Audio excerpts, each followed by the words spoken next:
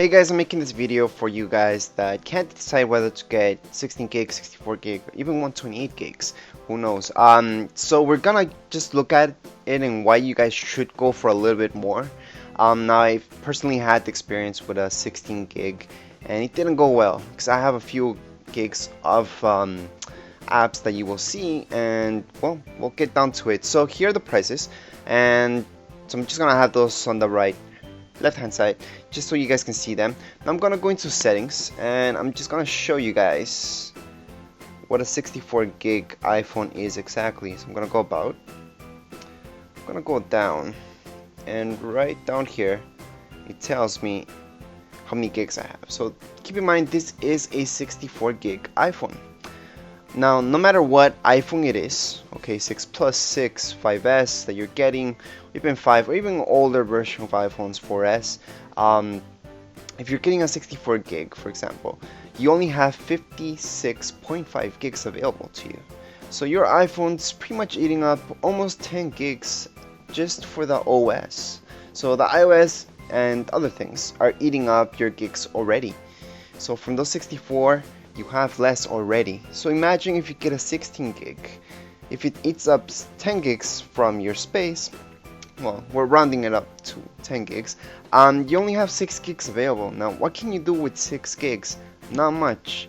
So I'm gonna show you pictures, for example.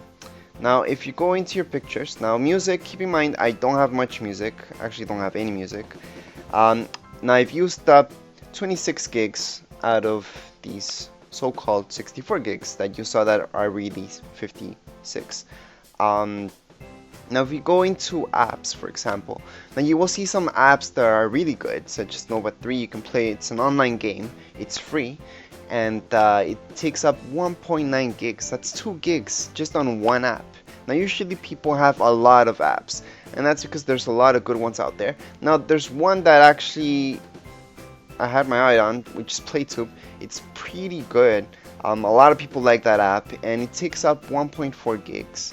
Okay, so these are just examples. One of the major ones is TomTom GPS. Now this doesn't use your internet, and that's why it takes up 1.8 gigs, because it has all that information on your iPhone. Now you really have to think what type of apps you're gonna have. Now let's say you don't download these high-end apps like I have that have really good graphics, and that's why they have so much weight on them.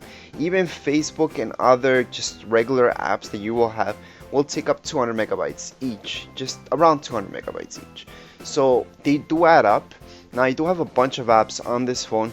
Most of the storage is just taken up by apps.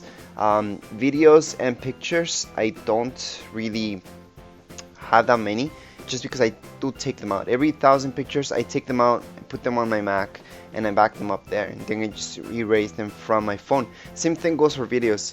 Immediately I just transfer them to my Mac and just keep them there, because videos will take a bunch of space as well. So if you don't want to limit yourself on how much videos and pictures you can take, then don't do that, okay? So photos right now, I have 200 pictures and it's already 1.2 gigs. Now for most of you, 200 pictures is nothing. It might be just one weekend at camping, and even then you guys might have even more pictures than that. So keep in mind, most people usually have from 1,000 to 2,000 pictures minimum on their iPhone, so that will take a couple gigs from your phone. And if you have a 16 gig, then you're always going to be running out. You're always going to be looking at what you can erase to make more space. And if you like taking video especially, you're gonna run out so fast. So this just gives you a quick glance of why you guys shouldn't really go for the 16 gig. If you guys can't really afford it, then yeah, go ahead.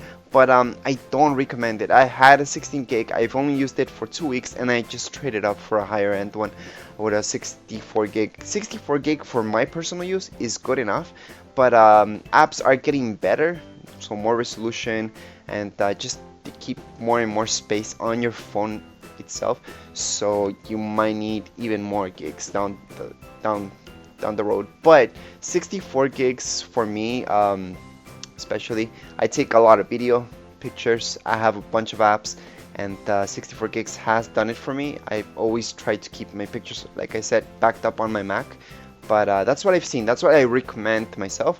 just go for the 64 gig if you don't spend too much money. Now, if you have a little bit more, then go for the 128, especially if you want to take a lot of video. Okay, if you want to take regular video, let's say once a week you go somewhere and you take a lot of video from a park or somewhere you go, then 64 gig will be fine. If you want to have a lot of apps like you see here that take up a bunch of space, then same thing. I mean, you don't need that much, but I just don't recommend the 16 gig. At least get 32 gigs. With 32 gigs, you will have enough space just to have regular amount of apps, let's say, and take some video and some pictures. 16 gig will not give you any space, and I've seen some 4Ss being sold, the 8 gig 4Ss on eBay. Now all those are pretty much refurbished or customer returned or just refurbished, most of them, although they don't say refurbished. Now those I don't suggest getting. You're just gonna end up using your iPhone as a phone. You won't get pretty much any apps there. I mean, you will get just your basics, so Facebook, Twitter, and that's about it. With 8 gigs, you won't have any space because those 8 gigs, like I said, your iOS will eat up your 8 gigs. So you might have a gig or two left over just for your personal use, which nowadays is pretty much nothing. So consider that into when you're buying an iPhone. I will repeat again, don't get the 16 gig, get at least 32 gigs, and if you can afford it, go for the 64 gig. And 128 gigs, yeah, I can see that happening, but not necessary. But at least get the 64 gig. Anyways, I hope this helped you guys out. If you guys have any comments, questions, you can write them here below. And don't forget to subscribe and rate. Thank you.